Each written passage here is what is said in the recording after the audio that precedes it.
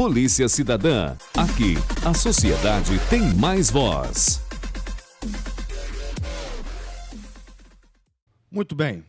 Estamos aqui pela Academia Brasileira de Filosofia, com o apoio da Associação Nacional dos Delegados da Polícia Federal do Estado do Rio de Janeiro e do Sindicato dos Delegados da Polícia Federal do Estado do Rio de Janeiro, com a presença, à minha esquerda, do querido amigo Dr. Marcelo Itagiba, que foi secretário de Segurança aqui do Estado do Rio de Janeiro, o delegado Luiz Carlos Cruz, da Polícia Federal, que é diretor da Associação Nacional dos Delegados aqui do Estado do Rio de Janeiro, e com o meu querido amigo também, Coronel Mário Sérgio Duarte, ex-comandante-geral da Polícia Militar.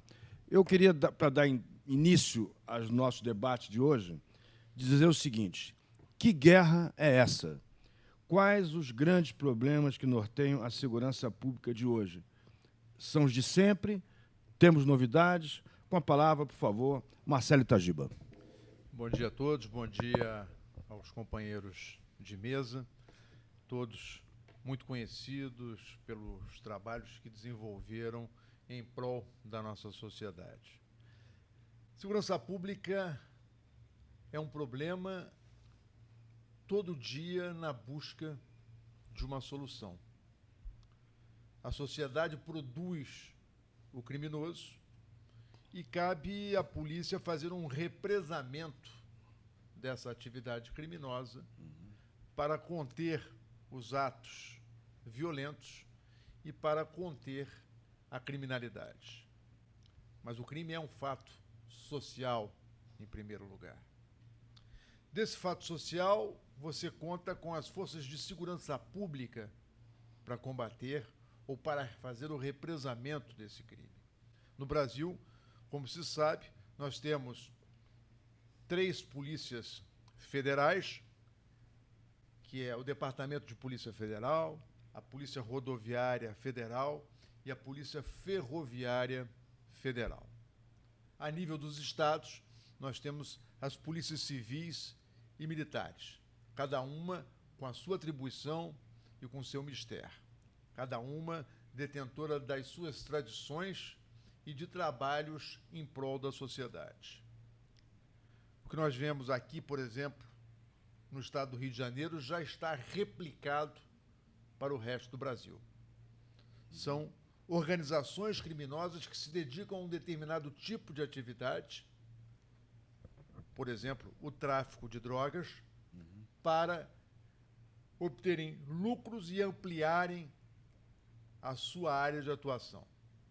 Em São Paulo, há um grande grupo, né, estruturado, que é o PCC. Aqui no Rio de Janeiro, poderíamos minimizar esses grupos todos que estão aí, falando em Comando Vermelho e a ADA. E esse modelo está se replicando pelo Brasil. Há, inclusive, notícias de uma associação que existia entre o crime organizado de São Paulo e o crime organizado do Rio de Janeiro, com uma determinada facção criminosa, que seria com o Comando Vermelho. Agora parece que houve um rompimento das relações entre esses dois grupos e o PCC de São Paulo teria se aliado à ADA. E isso vem causando, no estado do Rio de Janeiro, uma movimentação de disputa territorial, que vem refletindo na vida de todos os cidadãos. Eu entendo que esse problema tem que ser enfrentado através de algo que eu defendo há muitos anos, por meio de uma força-tarefa, integrando todos aqueles que têm corresponsabilidade na segurança nacional e na segurança pública, porque a criminalidade deixou de ser apenas um aspecto de segurança pública para se tornar, em função desses grupos organizados, numa questão de segurança nacional. Perfeito. E através dessa união de esforços, com uma força-tarefa estruturada, fazer um combate cirúrgico, né, nas grandes estruturas que estão por trás desse crime que a gente vê nas ruas, armado de fuzil. Temos que tirar as lideranças e temos que trabalhar, acima de tudo, na lavagem desse dinheiro. Né? Temos que seguir o dinheiro para pegar a superestrutura criminosa que está por trás dessa estrutura armada e violenta que se utiliza das armas para submeter comunidades e para criar o terror na população. Mas, meu caro Itagiba, você acha que isso é uma falta de vontade política? É preciso mais ênfase? O que estaria faltando? Só para complementar um pouco, para eu poder distribuir Olha, a eu vou palavra. trazer alguns exemplos e vou criar polêmica, de fato. Eu, quando fui superintendente da Polícia Federal no estado do Rio de Janeiro, ao tempo do governo do presidente Fernando Henrique Cardoso, propus e começamos a trabalhar nesse sentido. Então, eu consegui reunir na Superintendência da Polícia Federal, Exército, Marinha, Aeronáutica, Ministério Público, Poder Judiciário, né? E as polícias federais, ferroviária e rodoviária.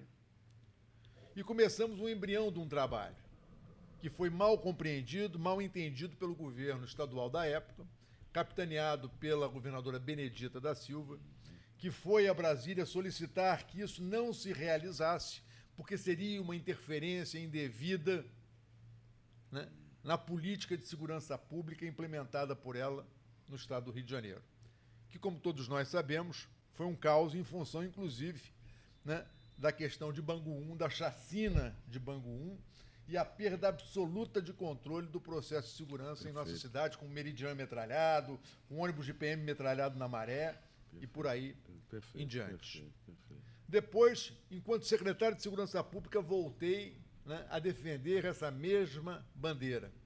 E, mais uma vez, esbarro no governo do PT, né, que era o governo do presidente Lula, que entendia que não se deveria fazer esse tipo de atuação integrada e boicotou o Plano Estratégico 01-2005, por mim encaminhado à Secretaria Nacional de Segurança Pública, aonde estavam descritos os locais aonde deveria ser feita a ação, o levantamento de inteligência, bem como de que forma fazer. Contei com a colaboração, obviamente, dos policiais civis e dos policiais militares na elaboração e preparação desse plano estratégico. Até hoje se encontra nas gavetas do Ministério da Justiça, na Secretaria Nacional de Segurança Pública, o Plano 01-2005.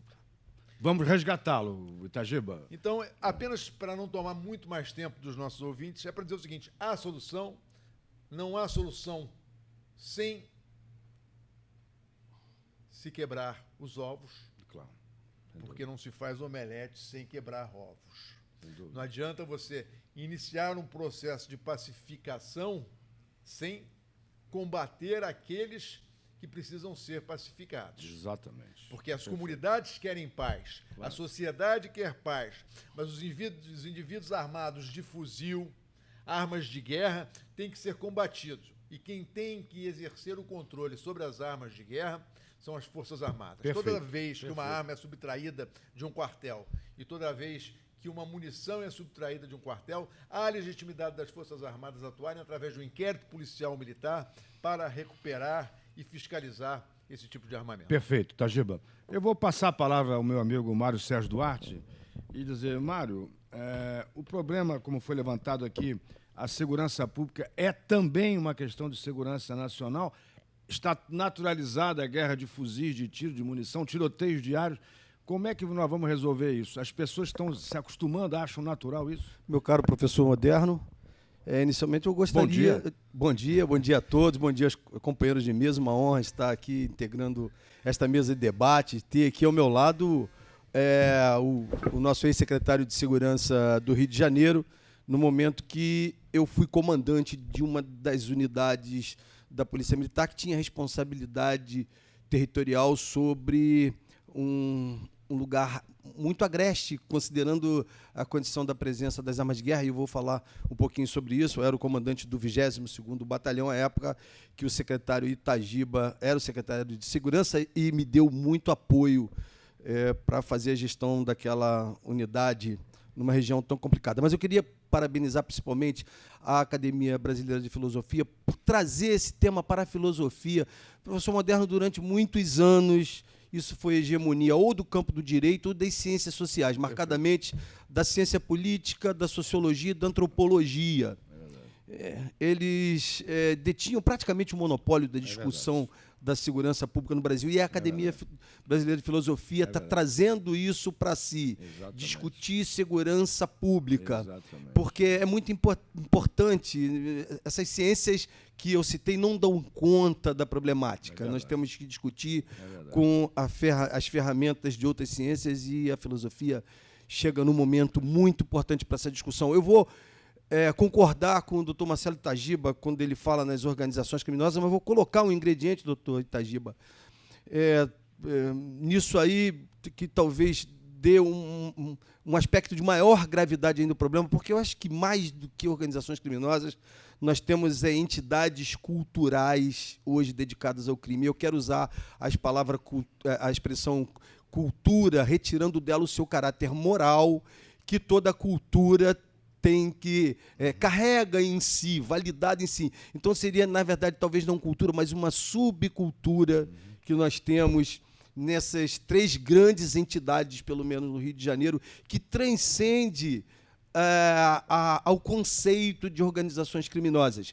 Porque se você hoje se dedicar a retirar de circulação de um determinado território todos os elementos envolvidos no tráfico de drogas, se você prender todas as pessoas que estão se dedicando ao crime naquele local, no dia seguinte, toda a organização estará funcionando normalmente.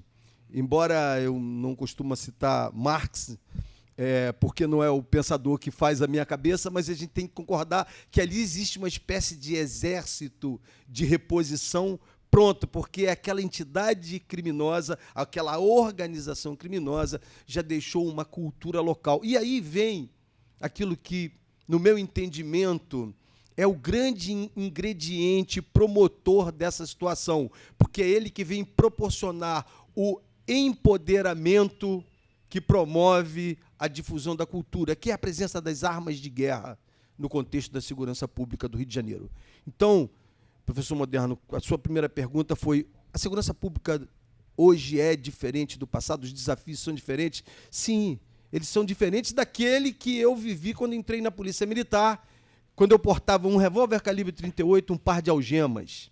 E olha que era a época que saímos de um regime de exceção, e diziam que nós éramos uma polícia com uma estética militar, um status militar Sérgio, muito então, forte. Mas hoje o crime é mais dinâmico do que as forças de segurança? Ele é mais inovador? Eu penso que ele tem sido, ele tem conseguido contramedidas, e aí eu penso que, embora com grande respeito, grande admiração, as pessoas que hoje estão à frente da segurança pública do Rio de Janeiro, o doutor Roberto Sá, o doutor Alzir e os demais, merecem esse respeito, mas eles ainda estão trabalhando com algo que foi construído, mas já foi vencido com as contramedidas do crime. Os 2 pilares principais da política de segurança pública, que são o programa de metas e o programa de polícia pacificadora, isso já foi vencido pelo crime. Nós temos que repensar esse modelo. Então, o modelo está atrasado em relação... Já está atrasado. E aí eu pontuo isso. Nós temos mais do que grandes organizações criminosas. Nós temos uma espécie de 3 ou 4 grandes subnacionalidades, porque, afinal, esses mega grupos, eles se identificam coletivamente como ADA, TCP, Comando Vermelho, não apenas os integrantes dos grupos, mas os próprios moradores desses territórios. Então, nós estamos discutindo aqui, e aí eu dou bom dia ao delegado Luiz Carlos Cruz, há uma cultura do crime, como acabou de dizer o nosso querido amigo Coronel Mário Sérgio Duarte. Como combater a cultura do crime, né? E a cultura do crime é só aquela cultura local, ou a sociedade acaba adotando também os modelos da cultura do crime e o crime se diversifica e se multiplica no seio da sociedade? Muito bom dia. Muito bom dia, professor Moderno, muito bom dia, companheiros da mesa, bom dia aos nossos ouvintes. Eu primeiro quero corroborar com tudo que foi falado aqui na mesa, pelos que me antecederam, e essa questão da cultura do crime, é uma cultura que está enraizada, né, em várias sociedades, não é só a nossa, mas a nossa tomou uma proporção que efetivamente hoje causa um desequilíbrio muito grande e afeta o nível de vida da sociedade, né, brasileira, em especial aqui no caso do Rio de Janeiro. Existe a cultura do crime. O que nós não temos é uma cultura de combate ao crime. Eu acho que as pessoas pegam o crime e jogam para debaixo do tapete, como se fosse uma poeira, e ali vai ficando até que se transforma em uma montanha, e aquela montanha debaixo do tapete passa a incomodar. O tema aqui bem colocado, né, desafios de uma sociedade em guerra. Como que se combate uma guerra? Primeiro, é preciso saber que nós estamos em guerra. Então, essa percepção da guerra é bastante importante. Porque a partir do momento que a gente reconheça que a situação é crítica, que a gente precisa efetivamente combater o crime, a gente precisa tomar atitudes positivas, não no sentido da gente trabalhar em relação aos sintomas que a gente está vendo, em relação às consequências que a gente tem no dia a dia. A gente não pode trabalhar em cima de uma estrutura contaminada apenas fazendo uma ação como se fosse uma poda de uma árvore, né? Se a gente quiser eliminar uma árvore do mal, a gente tem que atacar a raiz e não ficar apenas fazendo a poda, como tem sido hoje as grandes políticas de segurança pública. Perfeito. E nós falamos em plano de segurança nacional, né, através do novo ministro da Justiça, mas a gente fala de um plano, mas não se ouve o debate, não se ouve a discussão com pessoas que efetivamente já enfrentaram o problema, já trabalharam em relação a esse problema. O doutor Itagiba falou a questão da integração, e eu volto para uma experiência que eu vivi aqui no Rio de Janeiro. O Porto do Rio, como o Porto de Santos, foram portos que foram inseridos na lista negra da IMO, como os portos violentos, a navegação marítima, pela grande incidência de assaltos e roubos a bordo desses navios. O trabalho foi tratado com uma seriedade. Hoje, a gente pode dizer que no Rio de Janeiro estamos completando 15 anos sem ter um assalto a navio, ou seja, um problema que efetivamente foi erradicado, estamos há 15 anos sem esse problema, mas ele foi fruto do quê? De uma ação integrada. Existia um plano nacional de segurança pública, né, para os portos, terminais e vias navegáveis. Esse plano ele trabalhava com Comissão Nacional de Segurança Pública dos Portos e a Comissão Estadual de Segurança Pública dos Portos. Integrava a comissão a Polícia Federal, a Marinha do Brasil, Receita Federal, a Autoridade Portuária e a Secretaria de Segurança Pública e o Corpo de Bombeiros. Nós trabalhamos junto à sociedade civil desenvolvendo mecanismos de proteção através dos planos de segurança. Então, a proposta é que se resgate o planejamento, acima de tudo. Existe um Plano Nacional de Segurança para terminais, portos e vias navegáveis. Nós temos que ter um Plano Nacional de Segurança Pública. Só que a segurança pública, hoje o termo não seria efetivamente adequado para a gente combater a segurança de uma forma geral, porque a segurança é uma coisa bastante ampla, parte pela defesa do território, a questão da segurança interna, onde a gente protege nossas fronteiras, e aqui eu falo 4 fronteiras, fronteira aérea, a marítima, a terrestre e a moderna fronteira cibernética, onde a quantidade de crimes, inclusive evasão de recursos, crimes financeiros, são realizados dia a dia, com uma quantidade cada vez mais crescente, e a gente não tem efetivamente controle dessa cifra, é uma cifra negra, oculta, mas que hoje faz um estrago muito grande na sociedade e que alimenta as organizações criminosas, como o tráfico de droga, de armas, que apenas são ramos da organização criminosa. Então, é importante, sim, primeiro, entender que nós estamos em guerra. Segundo, temos um plano adequado. O plano ele precisa ser feito em relação ao inimigo. Temos que identificar quem são os inimigos.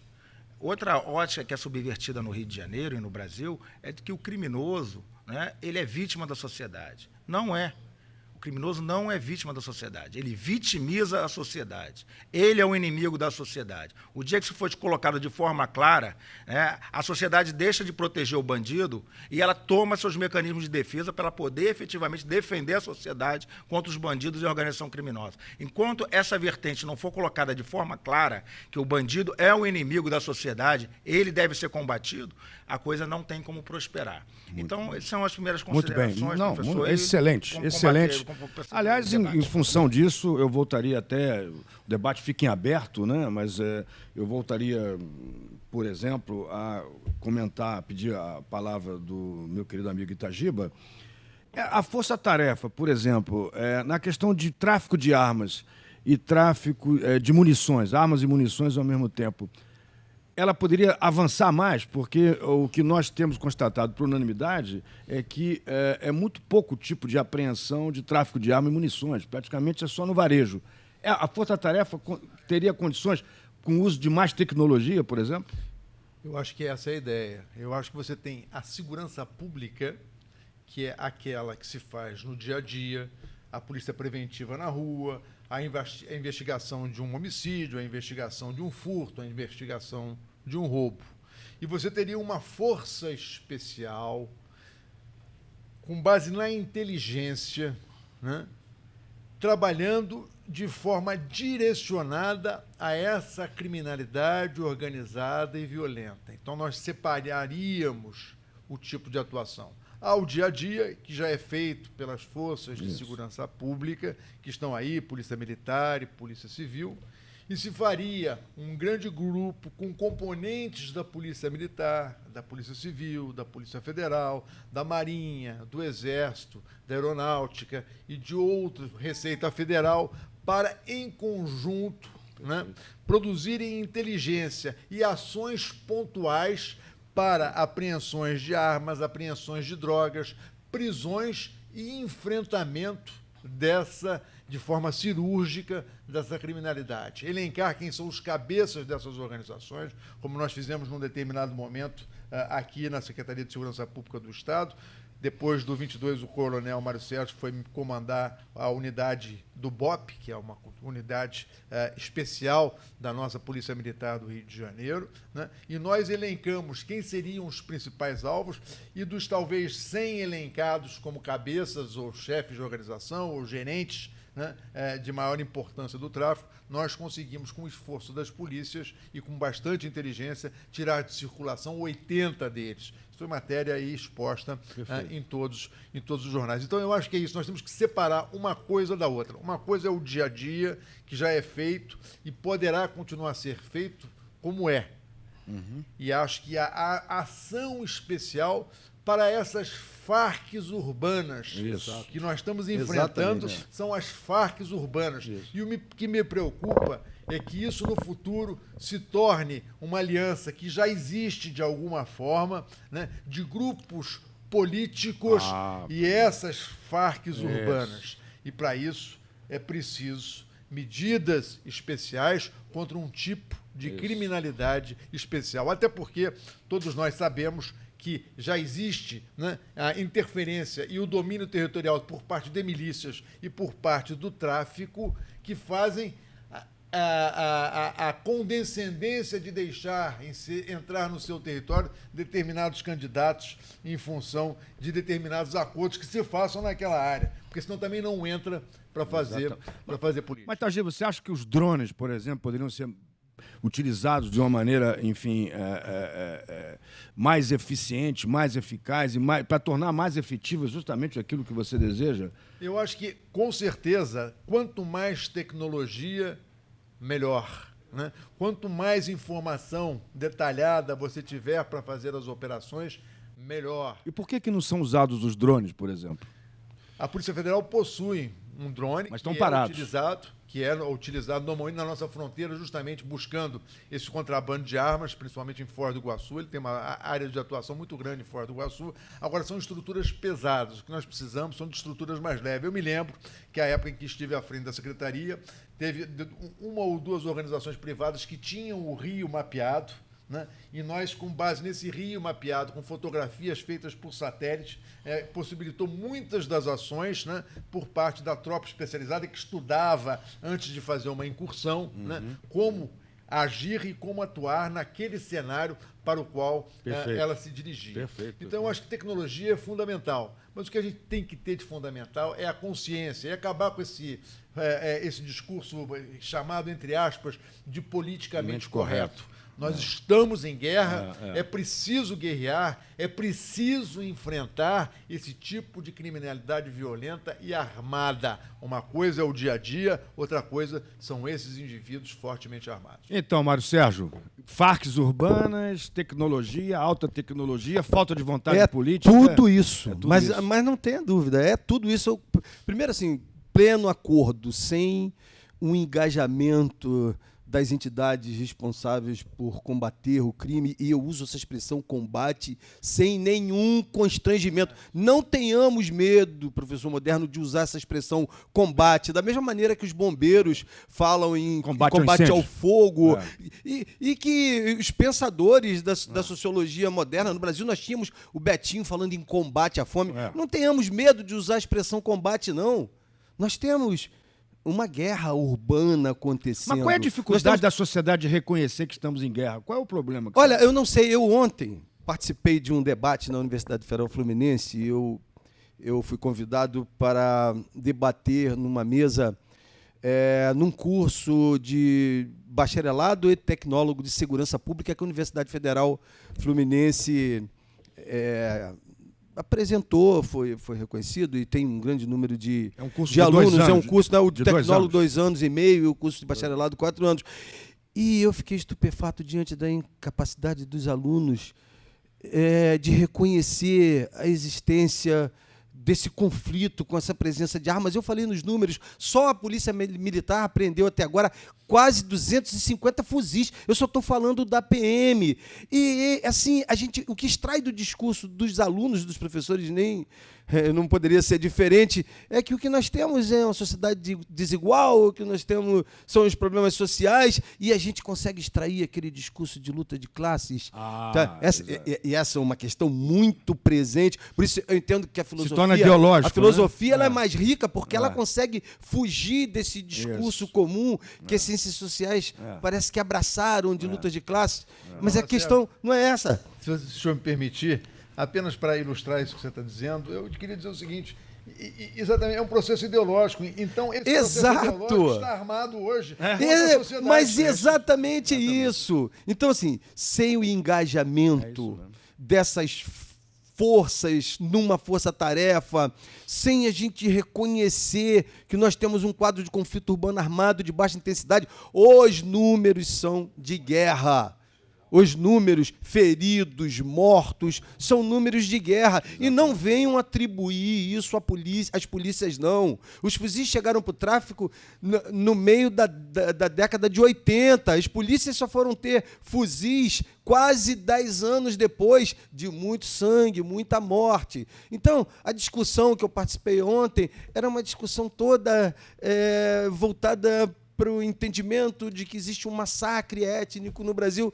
Ora, não é nada disso. Me perdoe. Exatamente. Não é nada disso. O que nós temos é o fuzil empoderando, trazendo valores de guerra. Se a gente não interditar a chegada dos fuzis, nós vamos ter um mega problema. E a lei leniente, porque o criminoso que é preso com um fuzil, em menos de um ano ele está na rua de novo. Exatamente. Aliás, o juiz Abraão, no nosso grupo, ele disse que tem que aumentar a penalidade para o portador de um fuzil, porque senão vai banalizar, vai virar um chaveiro, uma coisa qualquer. Tem que aumentar dramaticamente para que sirva de fator dissuasor. Aliás, pegando o gancho do coronel Mário Sérgio Duarte sobre a questão do fuzis, a quantidade é impressionante. De fuzis. E eu vi agora recentemente, meu caro amigo Cruz, na Globo News, vocês devem ter visto aquela grande reportagem de um jornalista francês que se deixou cooptar pelo Estado Islâmico em Paris, né, se infiltrou, aceitou pelo Instagram fazer parte, pelo Facebook,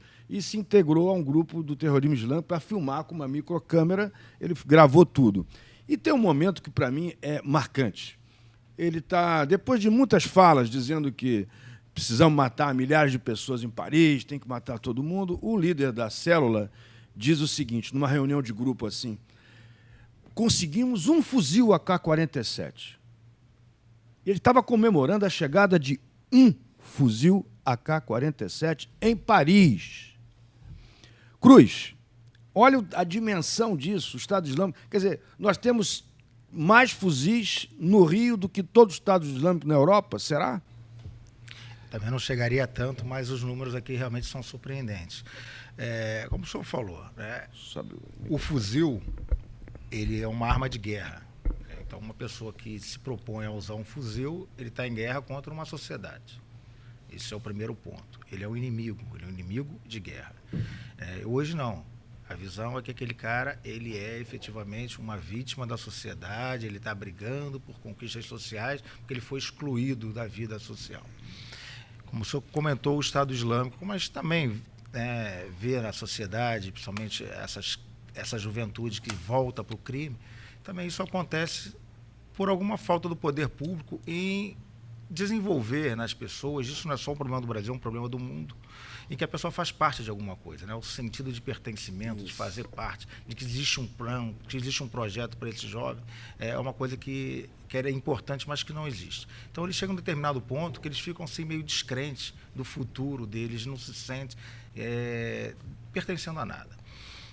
E, pelo contrário, a gente vê numa sociedade as necessidades que nós temos de formar médicos, de formar engenheiros, de formar professores. Então, a gente tem que encaminhar, a partir da escola, o jovem para que ele se sinta uma peça importante, que ele queira ser um médico. E nós estamos formando bandidos, Cruz. Nós estamos formando bandidos. Nós hoje não formamos nada. Se o senhor pegar a base hoje da formação de uma escola, o senhor não tem direito, não tem cidadania, o senhor não tem bases de economia, né? A gente estuda matérias que são desconexas e que não formam o cidadão.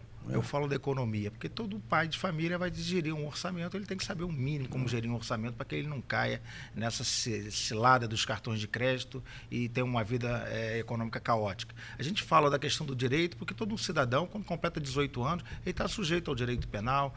As pessoas estão o tempo todo fazendo relações de consumo, ele não sabe qual é o seu direito como consumidor e, pior ainda, ele não sabe o seu direito como cidadão. Perfeito. Né? E a lei, né, da questão de todo direito corresponde a um dever, e essa questão do dever aqui no Brasil não é bem colocada.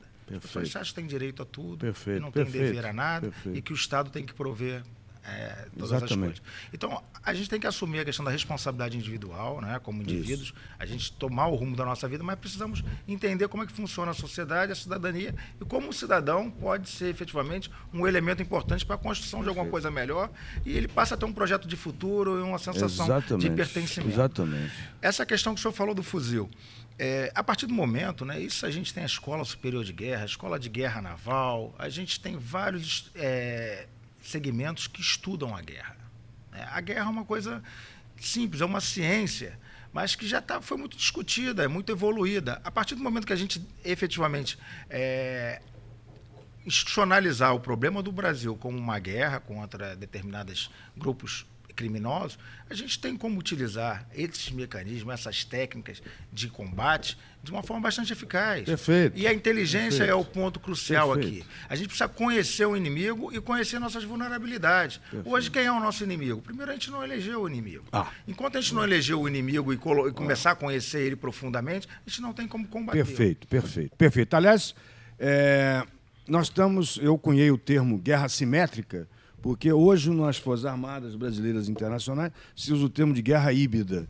Mas a guerra híbrida ela não chega a dar conta das características peculiares, como foi definido aqui, como farcs urbanas, etc., que é uma guerra típica, especial, singular, sui generis, uma guerra assimétrica. E gostei muito da sua observação também sobre a questão do inimigo. Quer dizer, primeiro temos que reconhecer que estamos numa guerra peculiar, singular, assimétrica. Segundo, que, portanto, se estamos na guerra, existe um inimigo. Quais as características deste inimigo? Como vencer o inimigo? Porque não é nem só questão de combater o inimigo, é vencer. Nós temos que ter a obrigação e o dever cívico de derrotá-lo, o inimigo. Então, eu perguntaria ao Itagiba. Itagiba, nós combatemos somente este inimigo ou combatemos também os amigos dos nossos inimigos? Tem gente na mídia, celebridades, formadores de opinião, artistas, jornalistas, que se associam direta ou indiretamente aos nossos inimigos? Eu acho que tem uma coisa que é muito importante, Moderno, que o coronel Mário Sérgio trouxe aqui. Quando ele fala em cultura, eu acho que é importante esmiuçar esse conceito de cultura, porque essas facções criminosas do Rio de Janeiro, que a mídia quer esconder, quando diz nós não vamos dar notoriedade, porque nós não iremos citar o nome delas para que elas não se constituam em algo maior do que como se elas dependessem disso. Como se elas dependessem disso, né? Essa questão cultural é mais ou menos assim, hoje, por exemplo, que são os dois grandes grupos no Rio, que é a ADA e o Comando Vermelho, né? você tem o TCP, mas os dois grandes grupos. Qual é o maior? Qual é o maior grupo? Ou o mais armado, o mais poderoso Depende desse? do momento. Depende do momento. Depende do momento da comunidade. Hoje, por exemplo. Hoje. Depende, porque há um equilíbrio de forças entre essas facções. O Comando Vermelho talvez tenha mais notoriedade, mas isso não quer dizer que tenha os locais de maior rendimento, né, Comercial. do tráfico comercial. Então, acho que é importante essa questão que o Coronel Mário Sérgio trouxe, que é a questão da cultura. Porque, hoje em dia, essas duas grandes facções criminosas é mais ou menos uma cultura tipo Fla-Flu, Isso. Isso. aonde você Exatamente. não pode... Você veste uma camisa, Exatamente. vai pra torcida. E se você entrar com a camisa do seu time na área do outro, você é executado É isso. Liminarmente.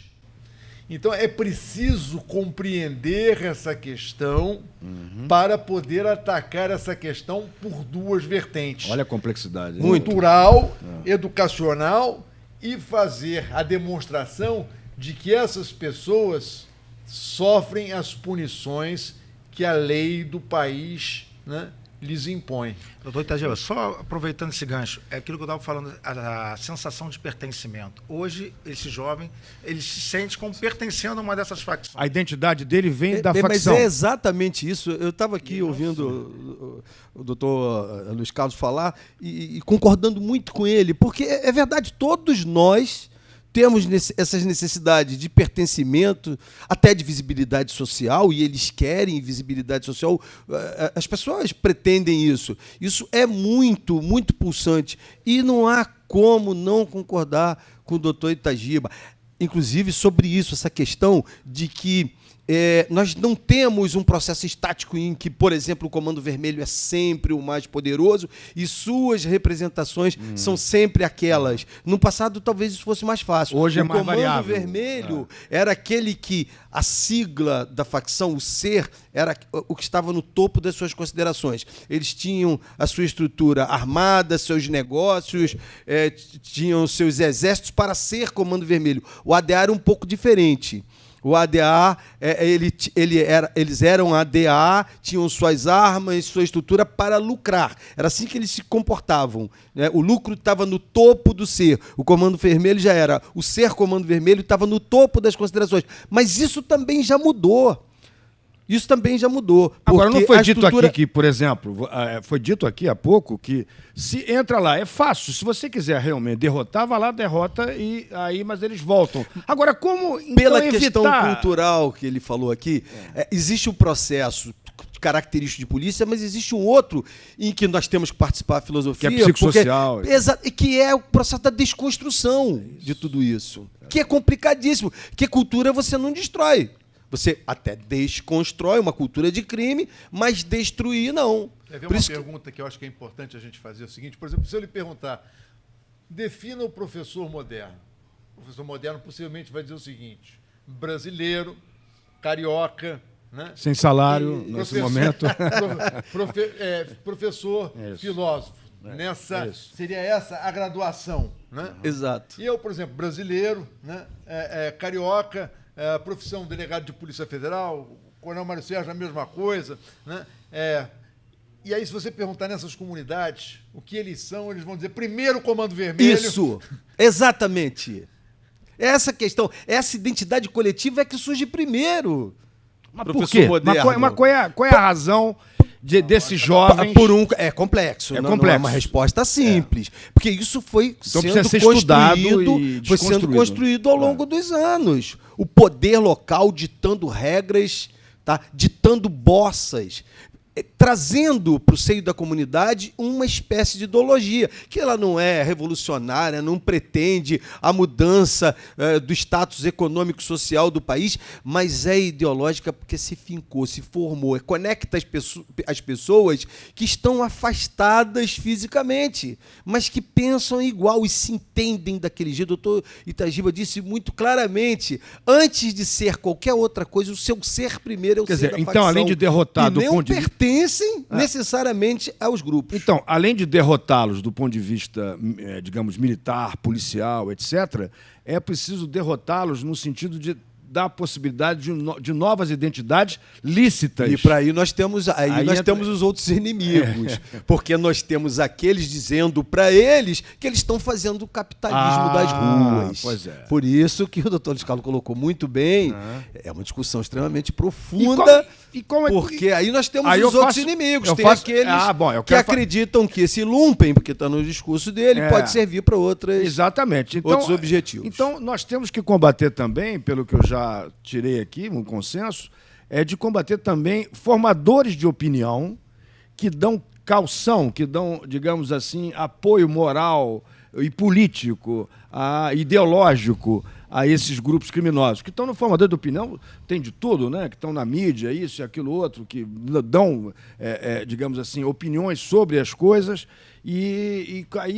Quer dizer, então a coisa é muito mais grave e muito mais complexa, muito mais profunda do que a gente imagina. Exatamente, porque esses nós temos que interditar, mas a guerra com eles é diferente. É uma guerra de ideias e ações. Muitas vezes são clientes da droga, né? Também, né? Também são clientes da droga, mas são muito fomentadores de ideologia. Ideologia que vão espargindo e vão consolidando essa ideia de que, afinal de contas, que foi dito pelo doutor Luiz Carlos, nós não temos... Eles fazem as pessoas crerem que eles não são os algozes. Na realidade, eles são vítimas do Eu tenho um amigo jornalista que me contava uma história muito interessante, assim, apenas para a gente relaxar. Quando houve a grande manifestação com vários jornalistas em função da morte do jornalista da TV Globo, do Tim Lopes, foi feita uma passeata ali na Zona Sul, na praia de Ipanema, e esse jornalista me contava que dois disseram assim: não, nós estamos muito tristes, nós acabamos agora de fazer essa passeata, pô, não aguento mais, vamos subir ali no Morro do Vidigal para a gente comprar uma carreira para dar uma cheirada, você tá entendendo? Olha só. Então, no fundo, essa cultura também do uso da droga está impregnada, né, em vários setores da sociedade. Exatamente. Né? E aí agora começa a se discutir um outro processo ideológico, né, que está muito forte, que é a questão da liberação das drogas como a solução desse problema, quando, na verdade, não será a solução. Exatamente. Será apenas a mudança do tipo de modalidade, porque esses indivíduos que exercem o poder nessas comunidades, eles funcionam como burgomestres. Aquilo é um burgo, e aquilo ali tem um burgomestre, um chefe, um rei, um conde, ou o que seja daquele condado, e ele exerce o seu poder, né, através dos meios e métodos mais violentos para se impor como tal. Então, aquela sociedade que ali se encontra, na verdade, ela é uma sociedade que está submetida à força por parte de determinados indivíduos. São pessoas que não estão livres nem nunca serão liberadas se as forças da lei não entrarem e tirarem esses indivíduos. De que complexidade! Exatamente isso. Como enxergo a partir das minhas experiências sensíveis.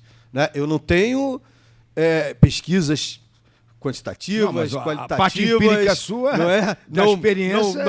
Não tenho nenhuma publicação com notas de rodapé. Venho das experiências sensíveis, mas isso para nós, das experiências sensíveis, professor Moderno, é muito claro. O doutor Itagiba vem de uma longa carreira dedicada a isso. Nós temos aqui o doutor Luiz Carlos dedicado a isso ainda, nativo da Polícia Federal.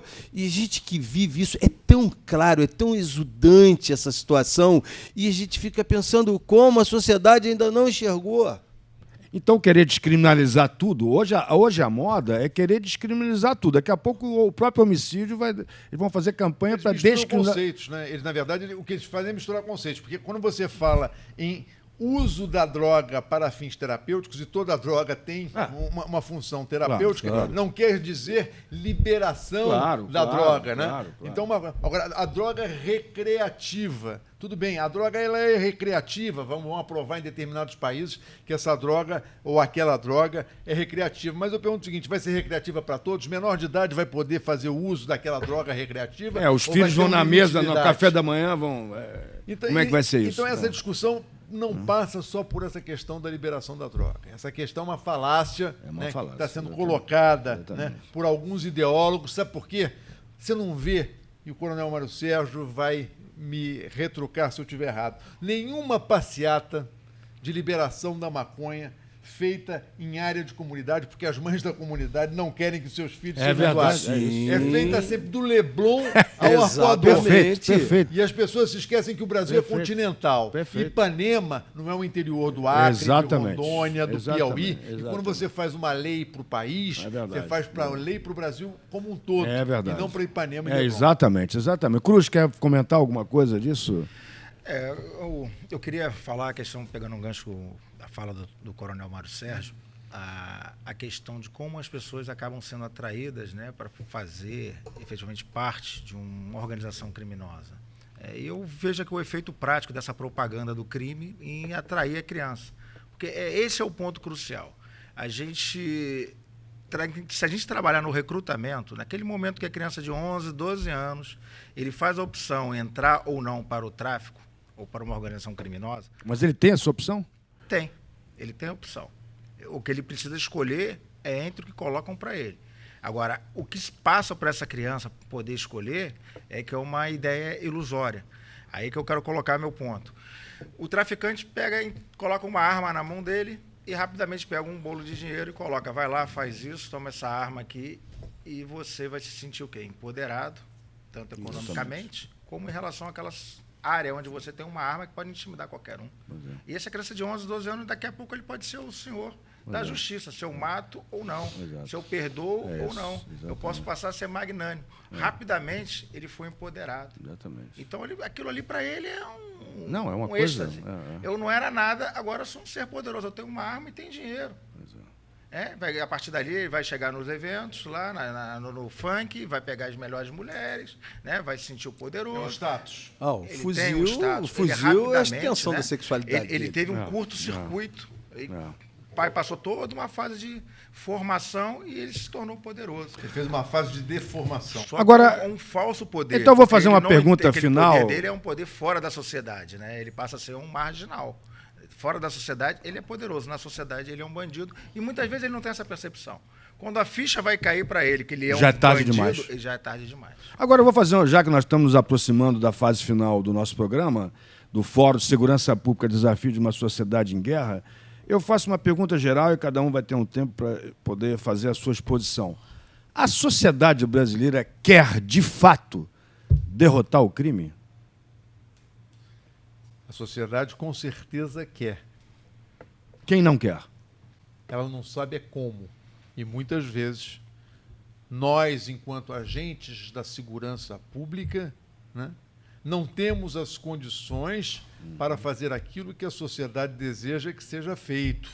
Porque nós estamos, inclusive, entrando num estado de barbárie onde as pessoas querem, muitas vezes, fazer a justiça pelas próprias mãos.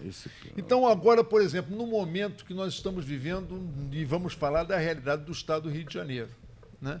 Qual é a referência, né, que tem, né, o agente público quando a cabeça, a estrutura do poder público no país é um poder corrupto e criminoso? Quando o policial que tem que colocar a sua vida em risco todos os dias nas esquinas das nossas cidades não recebem o seu salário em dia, estão com as contas em débito e ninguém se preocupa com isso, a não ser ele e a sua própria família, porque existe, por parte de setores da mídia, uma execração ao papel exercido pelo agente da autoridade, né, pelo policial no seu dia a dia. Então é preciso, na verdade, unir a sociedade e unir a polícia à sociedade. E quem tem a corresponsabilidade de fazer isso são os meios de comunicação que, muitas vezes, ao invés de fazer isso, cria, na verdade, né, uma dicotomia, cria uma divisão, cria uma visão equivocada daquilo que é o papel do policial. Recentemente eu vi um caso, só para ilustrar e encerrar aqui a minha fala, recentemente acontecido em São Paulo, em que um policial estava fazendo um bico, e até parece que as autoridades públicas não sabem que o bico existe, dirigindo um carro de Uber. Pelo menos não está roubando ninguém, é um trabalho lícito, né? Dirigindo seu carro de Uber em São Paulo, né, que matou 3 bandidos. Eu vi o vídeo. Agora vai responder a um procedimento administrativo porque estaria atuando como motorista de Uber na sua hora na sua hora de folga. E só apareceu porque foi assaltado por 3 bandidos, reagiu, matou os 3 bandidos. Eu tenho certeza de que a sociedade brasileira como um todo aplaude esse policial que estava tentando dignamente e honestamente, né, ganhar o seu ganha-pão, complementar, né, o seu baixo salário na atividade de segurança pública. É uma vergonha, com todo o respeito que eu tenho ao Poder Judiciário, né, ao Ministério Público, ver esses marajás do país, onde os contra-cheques são absurdos, onde você vê determinados juízes recebendo por mês, em função de acumulações e vantagens, mais de R$60 mil, e tem um policial na ponta, segurando, né, o dia a dia da violência nas cidades, ganhando R$1.000 e poucos. Mário... Bom, de pleno acordo, né? Nenhum reparo à fala do doutor Itagiba. Vou fazer aqui uma consideração que eu entendo absolutamente necessária. Primeiro, eu acredito, sim, que os abismos sociais são molas propulsoras do crime violento. Só não posso admitir que o estado de pobreza seja um impulsionador em si do crime, porque nós temos nas categorias abastadas criminosos também. A diferença é a sutileza com as quais eles cometem seus crimes. A Lava Jato está mostrando isso para a gente. O crime bruto, ele vai ser uma característica do homem embrutecido por falta de acesso à educação, de condições essenciais para a sua subsistência. E o crime do esclarecido é o crime, né, que ele consegue as suas grandes fortunas. Então, o crime não é um privilégio de quem está em cima, de quem está embaixo. Mas os abismos vão dizer a forma com que o crime vai aparecer, vai se manifestar. Exatamente. E, obviamente, que nós temos que trabalhar por um Brasil mais igualitário. Eu também não posso deixar de considerar isso. Mas entendo que, enquanto não tivermos uma política de endurecimento do crime para esses grandes vetores de violência, que são principalmente hoje as armas de guerra, a presença das armas de guerra no Brasil, a tendência é que nós tenhamos um quadro cada vez mais violento. A pergunta do senhor, professor, de que quem está interessado e quem não está interessado hoje no combate ao crime. Ora, tem muita gente, eu creio que a maior parte da população brasileira tem esse interesse, sim, mas nem todos estão. Tem muita gente que ainda sonha com o caos e esses fuzis para levarem o Brasil na direção de outros países que estão falidos, como, por exemplo, a Venezuela com seu bolivarianismo. Então, nem todo mundo no Brasil está interessado no combate ao crime. Exatamente. O Bakunin, tem um texto do Bakunin, um livro chamado aqui, sobre os revolucionários, e ele diz o seguinte: todo bandido é o nosso aliado, porque é ele que nós vamos fundamentar toda a nossa destruição da sociedade. Então, há uma aliança ideológica de uma certa parcela de formadores de opinião com a criminalidade. Então, a tarefa é muito mais difícil, Cruz. Eu não acredito numa parceria, não. Eu acredito numa manipulação. E eu até queria encerrar aqui minha fala, a participação que está chegando no final do programa. Se pudesse dar um close naquele símbolo ali, que é o menino com fuzil. E o mais importante, aquela mão em cima controlando ele. Ele é manipulado. E a gente só vai enfrentar a criminalidade, né, com um bom plano de segurança pública nacional, atacando os crimes em todas as suas vertentes, mas um grande processo de inteligência onde a gente vai identificar quem é aquela mão que manipula os indivíduos para que eles cometam o crime, eles façam um trabalho sujo para que aquela mão ali efetivamente se locuplete com os ganhos que ele subtrai da sociedade. E, finalmente, a questão do Estado-sociedade. Não se pode mais conceber que o Estado não faz parte da sociedade ou que a sociedade não faz parte do Estado. É intrinsecamente ligado. Hoje, o brasileiro ele vê a coisa pública como uma coisa do governo e do Estado que não lhe pertence.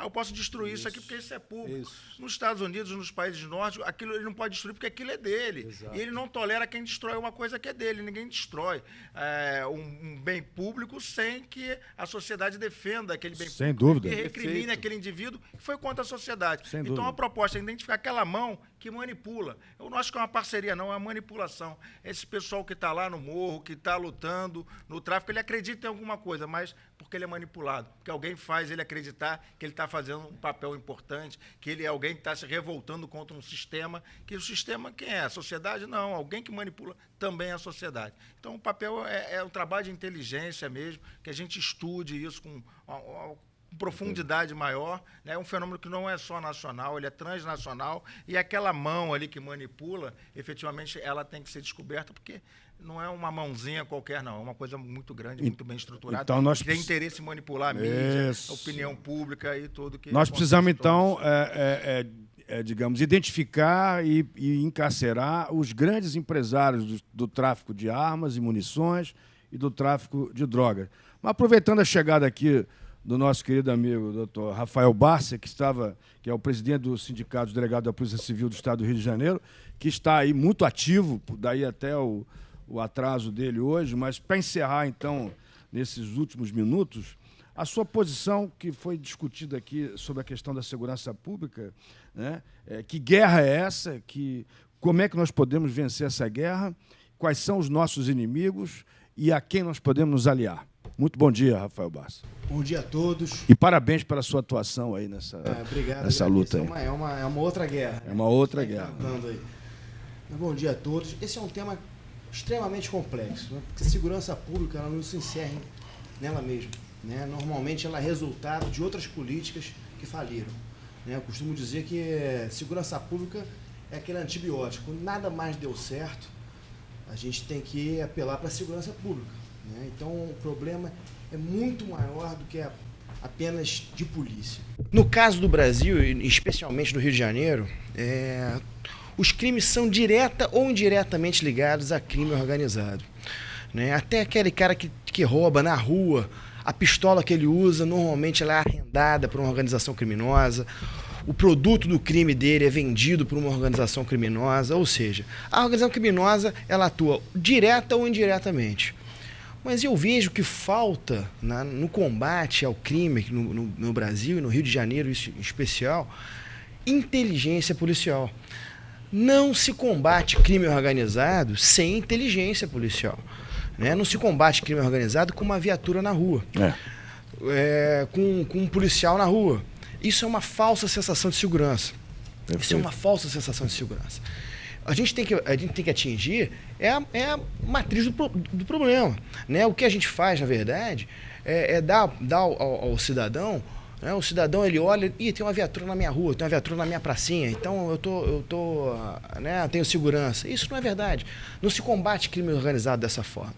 Então, eu acho que nós temos que valorizar a inteligência policial, o trabalho de investigação, né? Isso realmente é um enfrentamento direto à criminalidade, né? E a gente tem experiências aqui no Brasil, aqui no Rio de Janeiro, nesse sentido, né? Onde se investe em inteligência, os índices de criminalidade eles abaixam. Então, estimular realmente essa política de segurança, de só botar mais policial na rua, isso só fomenta realmente esse cenário de guerra, né? Esse cenário de guerra, porque você está combatendo ali a consequência e não a causa, né? Não. E aí aquele policial que está na rua ali, ele está para o enfrentamento. A gente não teve uma postura proativa de se antecipar ao crime, de realmente... Daí a importância de reforçar a Polícia Civil, né? A Polícia Judiciária. Essa é uma briga, eu como presidente do Sindicato dos Delegados de Polícia Civil, essa é uma briga que eu tenho, essa é uma bandeira que eu tenho, eu acho que vai ser eterna, né? Segurança pública, você tem que valorizar a inteligência, a investigação. Isso realmente é o que traz resultado, dá resultado positivo. Não, e outra coisa... Porque senão acaba que a polícia militar fica à frente de tudo, a quantidade de policiais mortos é uma barbaridade. Eu morei na Europa várias vezes, por vários anos, eu nunca vi, em todas as épocas, mais de 40 anos que eu frequento a Europa, de morar e tudo, indo e voltando, e eu nunca vi um negócio desse. São índices absurdos. Então, eu queria agora fazer o fechamento, agradecer a presença de todos, e dizer o seguinte, quer dizer, a conclusão que a gente chega é que nós estamos diante de um modelo falido, de um modelo extenuado, de um modelo ultrapassado e que é preciso renovar as ideias, renovar o modelo para que possamos ter, finalmente, uma vitória sobre o crime organizado, sobre todos esses grupos criminosos armados com arma de guerra, para que possamos realmente criar uma civilização brasileira. Meu bom dia, meu boa tarde a todos. Muito obrigado. Polícia Cidadã. Aqui, a sociedade tem mais voz.